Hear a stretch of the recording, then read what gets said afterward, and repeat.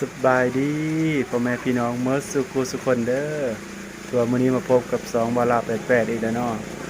ตัวมื้อนี้เฮาก็สิมาเฮ็ดเมนูกินแกงลูกไม้เนาะสิแกงลูกไม้ซุ่มกันมื้อนี้คือว่าลูกไม้ตอนเฮาไปหาเฮาบ่ได้ถ่ายคลิปเนาะแต่ว่าเฮามาถ่ายคลิปตอนแกงตอนสิแกงเลยเนาะคือว่าเฮากินซุ่มกันหลายคนเนาะมื้อนี้เนาะซุ่มข้าวเที่ยงแต่ว่าคนก็สิตกๆนำเนาะหลายทานคือว่าเสียงก็สิมีเสียงรบกวนเสียงฝนนำเนาะคือว่าเฮาไปเบิ่งกันเลยเนาะขั้นตอนการแกงของเฮาสิมีหยังแน่พร้อมกับสิรีวิวอาหารเลยเนาะคือว่าอาหารเฮามาเปิดใหม่ก็สิถ่ายให้มันหลายทานเบิ่งว่าเฮามาขายหยังแน่คือว่าเฮาสิของกินเฮามันมีขายหยังแน่เนาะอยู่ในอาหารนั้นแต่ว่าเครื่องก็บ่ทันหลายปานใดเนาะมันหลายทานลูกค้าเพิ่นมาซื้อขายของกินนั่นเอาเลยฮะ2 ถุง 5ถุงนึง 3,000เอาบ่ถุง 3,000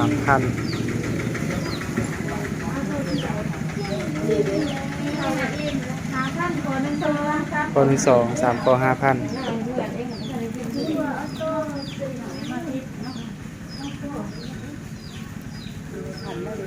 แม่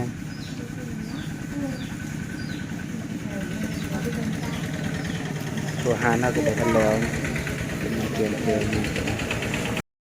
ฝนตกกำลังเศร้านะถ้ามันก็สิเปื้อนไงที่เธอเป็นหานห้องเปิดเนาะถือว่าตอนนี้เขาเครื่องเขามาขายก็สิมีสำนี้เนาะตัวเขาเปิดไม่เครื่องก็บ่ทันหลายมีขนมมีแนวเสริมสวยแล้วก็มีโต๊ะเขามี2 โต๊ะโต๊ะกินต่ำโต๊ะตัวมีลูกค้ามากินต่ำ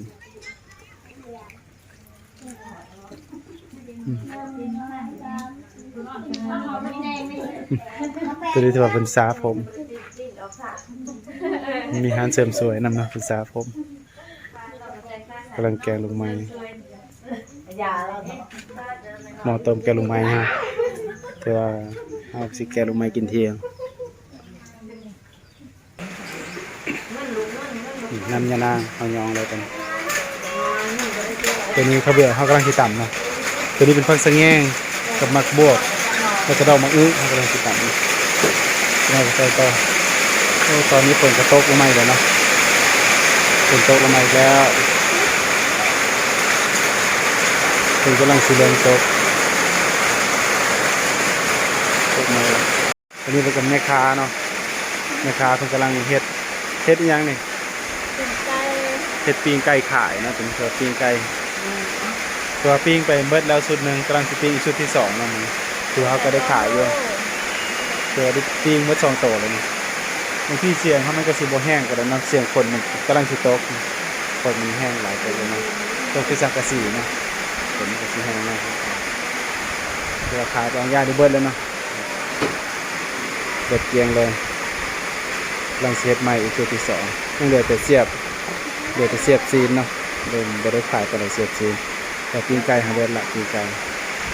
เพิ่นจะลังเสียบใหม่อีกนึงปีอีกเสียบที่2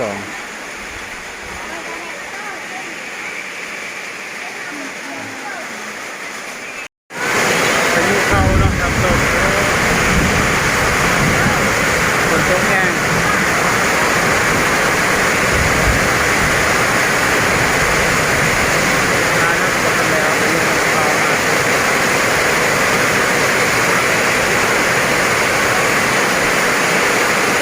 ถ้ากันตาฝนนี้ฝน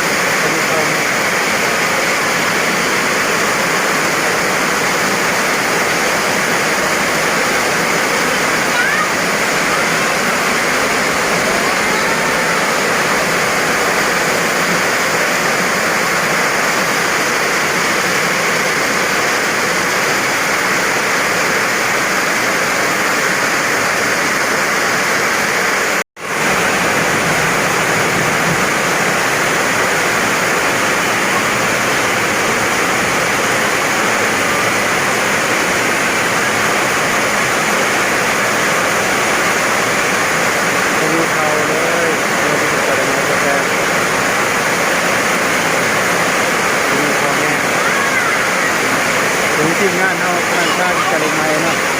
ก็เป็น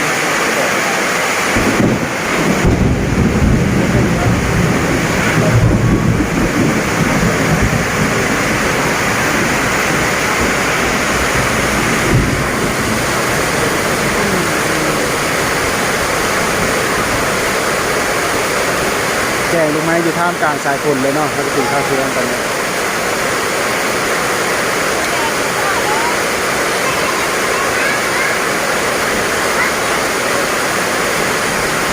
นี่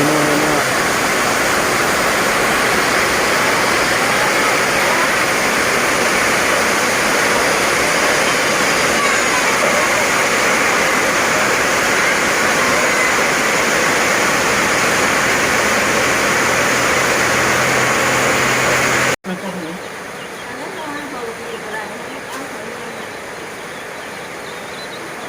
มองกับตาเปิดแล้วจะเห็นตัวแล้วเราก็ตาให้อันนี้โอ้จะเบิ่งมือจะจับเลยอ่ะ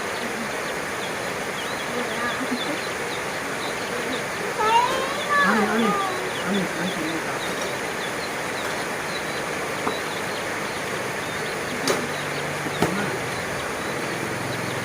นั่นที่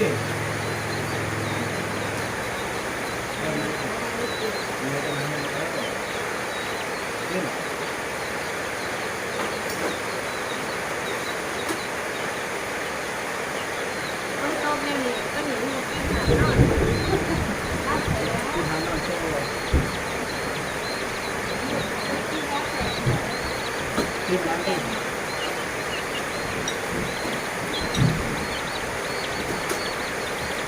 เราไม่มาทางการ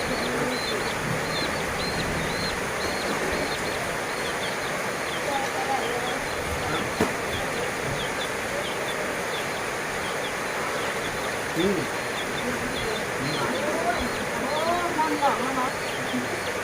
เอาที่ตรงนี้แม่ไม่ได้พาได้เราได้ตายที่เขาเลยไม่ได้พาพาแต่งไม่ได้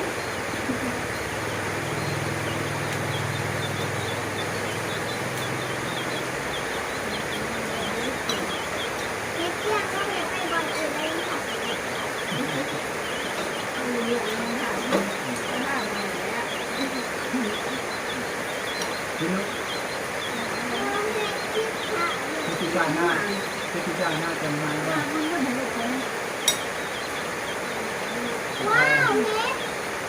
เราเป็นการแต่งกายคนการแต่งตัวเป็นที่หนึ่งที่หน้าต้มน้ำต่ำเอาที่นี้ก็ต่ำต้มน้ำขึ้นมา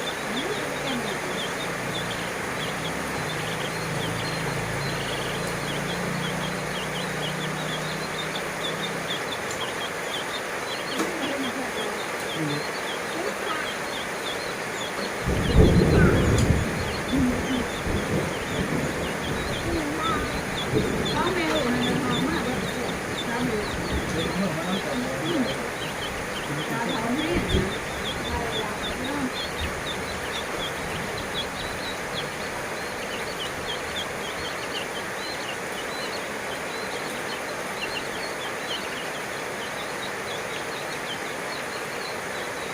คนไม่เคยกินเขาไม่อยากได้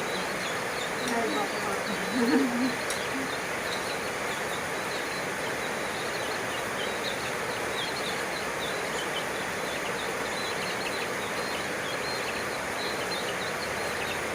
กินเนื้อเป็น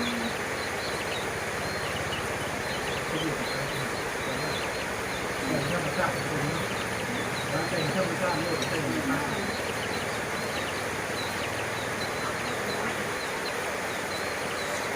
เจ็บปวด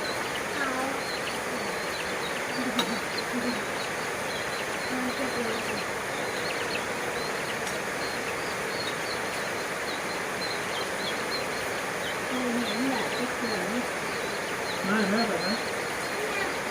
เอาดีไหมที่ต้นคนจะกินข้าวอะไรแบบนี้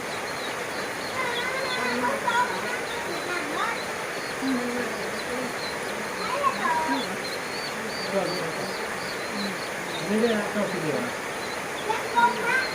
เสียงไกล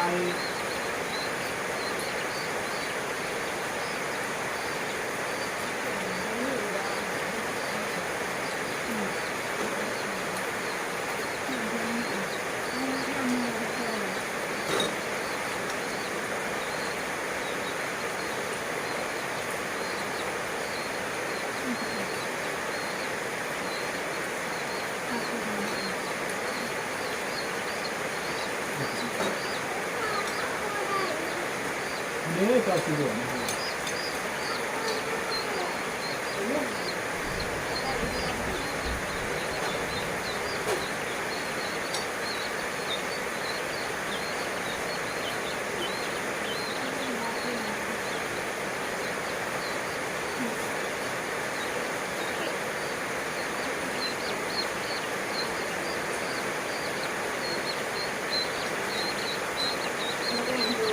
ขึ้นเพิ่มไม่ได้นานเพิ่มไม่ได้ทุกอย่างนั่นเป็นย่างทุกอย่างนักจ่ามีบริหารมีบริหารมีไม่ได้ไม่ได้ไม่เกี่ยวกับคนเดียว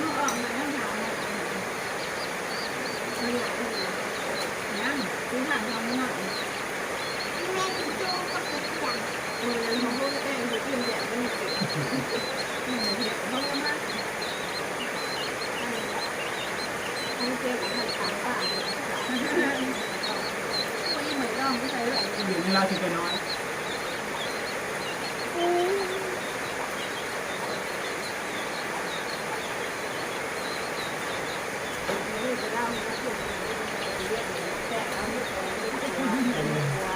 เข้มนะ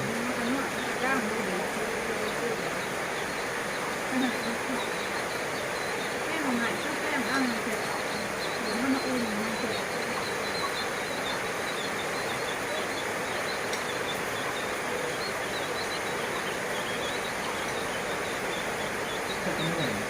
มันน่าจะเป็นต่อเนื่องนะมันจะเป็น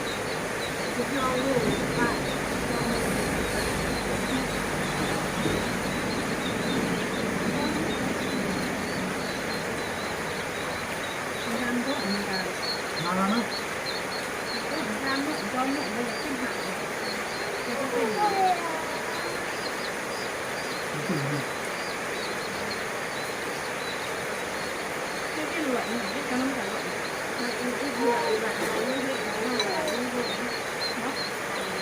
ทหารไม่รวยท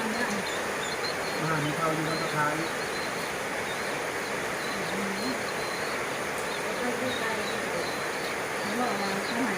มือมาจะเมียกับที่ว่าทำได้เนาะ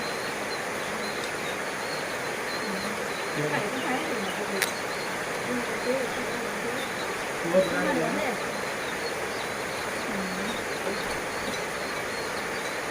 จะใช้อื่นเลยเขา แล้วเปลี่ยนมาดูในชุมชนดูเลยนักเล่นหายไปบ้างก็ไปกัดเลยนะใช่หมดเลย มีการไล่ไปห้าตายต้นก็ตายไหนเนาะมาได้เลย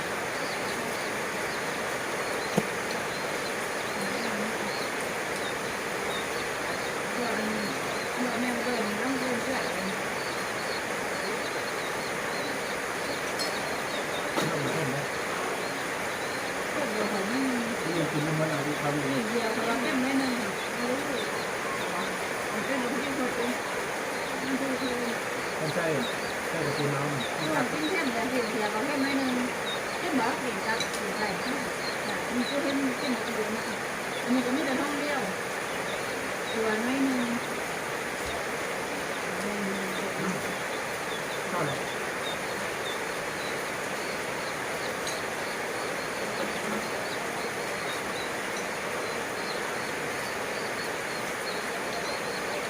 ขึ้นแค่เอาละขึ้นแค่เอานะ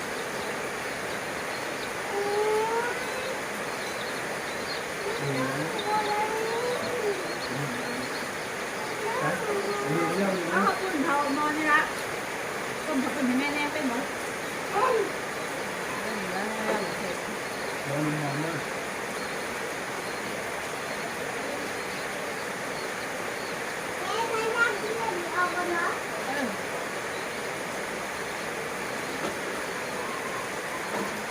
นั่งกับโต๊ะ ข้าวหน้า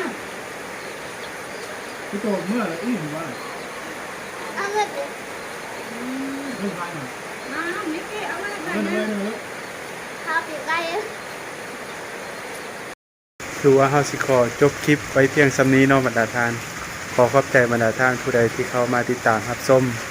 ฝากบรรดาทานกดไลค์กดแชร์กดติดตามให้เด้อผู้ใดที่เข้ามารับชมจนจบคลิปเนาะแล้วพบกันใหม่ในคลิปต่อไปขอขอบใจหลายๆ